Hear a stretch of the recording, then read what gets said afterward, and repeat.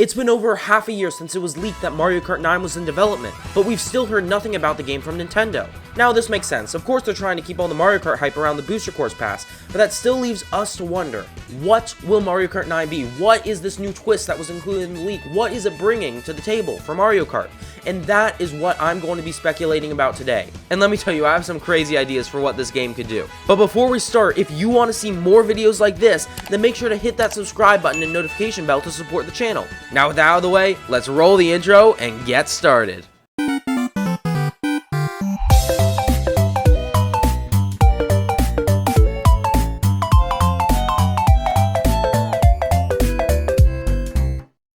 So while Mario Kart 9 is apparently getting some new twist, I want to first focus on what it could take from some older games, especially because there are still some mechanics that haven't left the games they originated in. First up, let's talk about Mario Kart Double Dash, and its defining feature, having two racers in the same kart. First off, I think this would be a little bit different from how it works in Double Dash.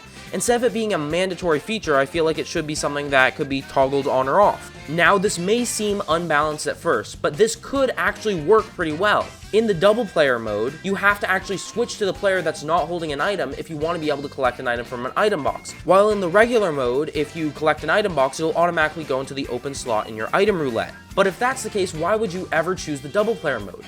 Well, with the double player mode, you're able to toggle between the items that you have in your roulette at will, meaning that if you have a shell as your first item, but you want to use the star in your second item slot, you don't have to use the shell first, you can just swap between your characters. This adds a lot of balance between these two modes, making it so anyone can play with either of them, and it could still be a fair race. This could also add another option for couch co-op, meaning that one player could be controlling the items in the back, and the other could actually be steering and drifting around. This also adds a pretty good mode for all the people with younger siblings that don't really know how to play the game, but they still want to play. They can just be controlling the items in the back and still having a blast. But then there comes a problem of how would this control? There's not really a button available to swap between the characters. Now I know what you're thinking, you could just use the trigger buttons for drifting and you could use the shoulder buttons to swap between characters, but then there's the problem of single Joy-Con mode.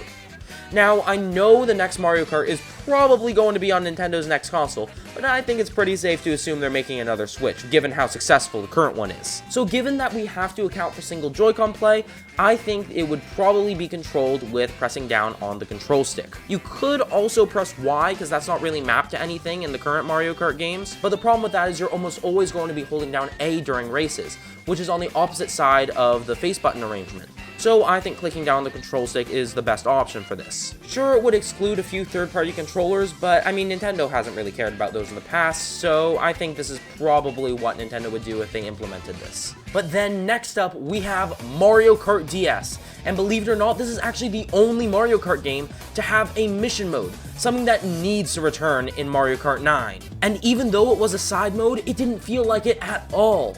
You had missions from just driving through some rings or collecting some coins to full-fledged boss fights. The mission mode did serve as kind of a tutorial for the game's mechanics, but it really does hold up on its own. We know that Nintendo probably isn't opposed to bringing this back, because Mario Kart Wii had some scrapped files for a mission mode. But if this incredible side game is to return in Mario Kart 9, it needs to be changed up a little bit. First off, maybe a story could be added. Nothing too deep, but maybe something akin to the story modes in Mario Golf Super Rush and Mario Tennis Aces.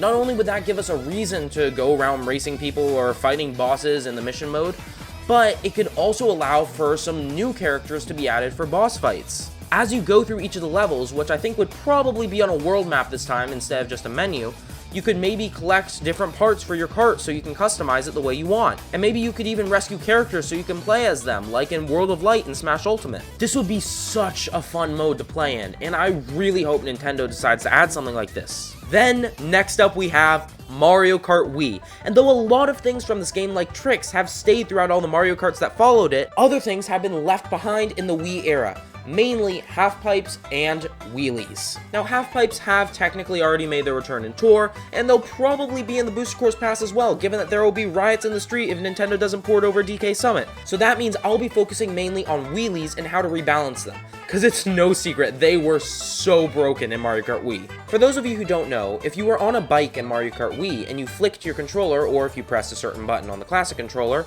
then you would do a wheelie, which increased your top speed for a certain amount of time.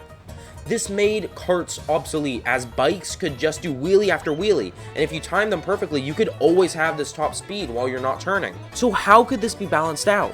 Obviously, wheelies couldn't be added to karts, as they would pretty much just flip over, and if they didn't, it would not look right at all. Instead, what would probably have to be done would be if karts aren't turning at all, then they'll start to reach a higher top speed than normally. While you're in a wheelie in Mario Kart Wii, you're only able to turn just a little bit. So with this, if a kart is in a wheelie-like state, it would reach the same top speed as a wheelie. But you might have noticed that I said karts can't turn at all, while wheelies are able to turn a little bit. And that's because with a wheelie, you have to actually do something to make the wheelie happen, versus this would just be automatic whenever you're going in a straight line. It's already been proven that this concept works pretty well in the Rebalance mod for Mario Kart Wii. Some karts have this feature in that mod, and they work great. So if wheelies ever make their return in Mario Kart, I think this is probably how it's going to have to be done. But that's all the notable features from past Mario Karts that could be added to Mario Kart 9, so now let's think, what could its new twist be? My first thoughts were things that made Mario Kart more like real-life racing, like hydroplaning and adding more gears to the karts. But just because those make the game harder, doesn't necessarily mean it makes it better. Plus, Nintendo's target audience is of all ages, so the controls can't be so complicated that most people won't be able to play it. Then I consider the popular idea of a Mario Kart Crossroads with characters and courses from multiple different franchises, or even a Mario Kart Ultimate with all the tracks and characters returning from past games. But neither of those are something new, they're just taking inspiration from things that already exist. But then it hit me like a blue shell right before the finish line. Interconnectivity. We've already seen a little bit of this in past games, like being able to see some courses that you're not playing on right now in the background of Mario Kart Double Dash, or some of the other courses being referenced in places like Super Bell Subway and Sunshine Airport in Mario Kart 8. But what if you could actually go between track to track without a loading screen? What if you were able to go throughout the world of Mario Kart in one track? This seems like it would be such a cool idea to play on. But how would it actually be executed? I mean, would there even be an option to select a course anymore? Or would you just be put into a randomly generated map? How would online play work? Would there be preset courses, or would it also be randomly generated and everyone just ends up getting the same RNG? With this many variables, this would turn Mario Kart upside down even more than anti-gravity. Pun intended.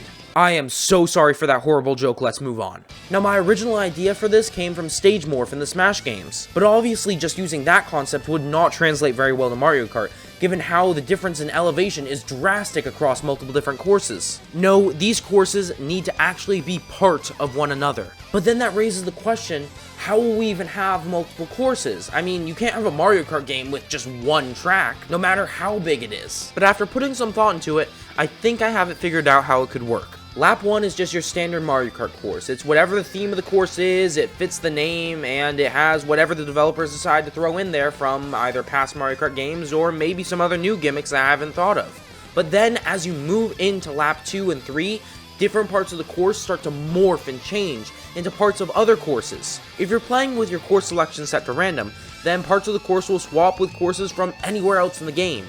But say you're playing in a Grand Prix, then it'll only swap with specific other courses. For example, if you're playing a Mushroom Cup course, you're not going to get a part of Rainbow Road thrown in there. That way the difficulty of the courses is pretty consistent throughout. But of course, if this was just dropping parts of other courses into the place of parts that were already in this track, then that means the layout would stay completely the same, and you'd really just be driving the same course.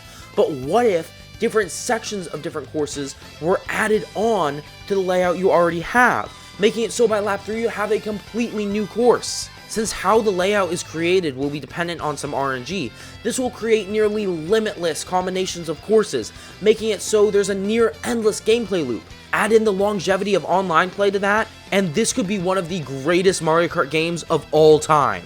Mario Kart Transformed. Still working on that logo, by the way. That is definitely not final if I ever decide to make a concept case for this. But those are all my ideas for a potential Mario Kart 9. Though I'm sure the minds at Nintendo have already thought of multiple different things to do with the series going forward that I haven't even considered yet. If any of you have ideas for Mario Kart 9 that I haven't mentioned, make sure to let me know down in the comments below, and while you're down there, you might as well like the video. I mean, if you got this far, you probably liked it. And if you want to see more videos like this, make sure to subscribe. Now with that out of the way, thank you all for watching. I'm Jacob with the Game Block, signing off.